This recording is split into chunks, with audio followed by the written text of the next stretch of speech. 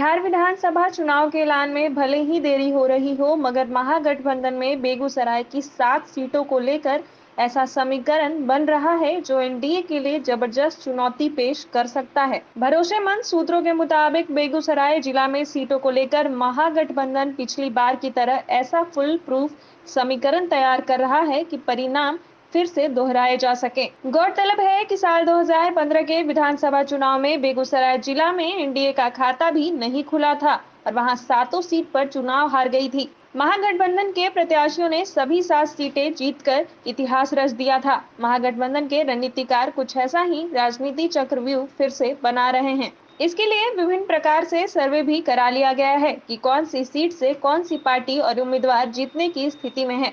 हालांकि 2015 की बात कुछ और थी। इस पर जदयू महागठबंधन से बाहर एनडीए का हिस्सा है, मगर महागठबंधन में वाम दलों की एंट्री ने कम से कम बेगूसराय जिला में जदयू की कमी पूरी कर दी है। बेगूसराय जिला परंपरागत रूप से वाम दलों और खास सीपीआई का गढ़ माना जाता है, लिहाजा बेगूसराय जिला की विधानसभा सीटें महागठबंधन के नए बने समीकरण के हिसाब से बेहद मुफीद मानी जा रही है। कांग्रेस के लिए भी इस बार बेगूसराय जिला में राजनीतिक परिदृश्य हाल के वर्षों से बेहतर माना जा रहा है। ऐसी जानकारियां छनकर आ रही हैं कि बेगूसराय जिला की 7 सीटों में से 3 सीटों पर कांग्रेस के उम्मीदवार चुनाव लड़ सकते हैं।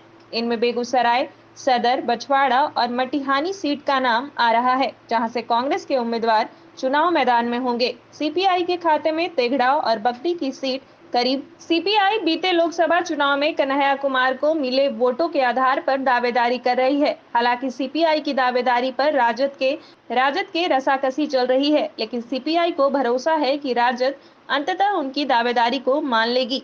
बताते चले कि बीते विधानसभा चुनाव में राजद साहेबपुर, कमाल, तेघड़ा व बखरी से तो कांग्रेस बेगूसराय, सदर व बछवाड़ा से चुनाव जीती थी। इसमें तेघड़ा से जीते राजद के विधायक वीरेंद्र कुमार पाला बदलकर जदयू में शामिल हो गए हैं। सूत्रों का कहना है कि इस कारण राजद नेतृत्व में सीट छोड़ने को तैयार हो सकती है। इधर बीते लोकसभा चुनाव में मिले वोट के आधार पर बनाकर सीपीआई अपना दावा ठोक रही है। गौरतलब हो कि बीते लोकसभा चुनाव में बखरी विधानसभा क्षेत्र में सीपीआई के प्रत्याशी दूसरे स्थान पर रहे तो राजद तीसरे स्थान पर। जानकारों का कहना है कि कुशवाहा बहुल चेरिया बरियापुर सीट रालोसपा के खाते में और साहेबपुर कमाल की परंपरागत सीट आरजेडी के खाते में जा सकती है। बहरहाल एनडीए हो या महागठबंधन, सीटों के तालमेल का पिटारा अक्टूबर के पहले हफ्ते से पहले खुलना मुश्किल दिख रहा है, क्योंकि बिहार विधानसभा चुनाव का ऐलान अब सितंबर के अंतिम हफ्ते में ही होने की संभावना है।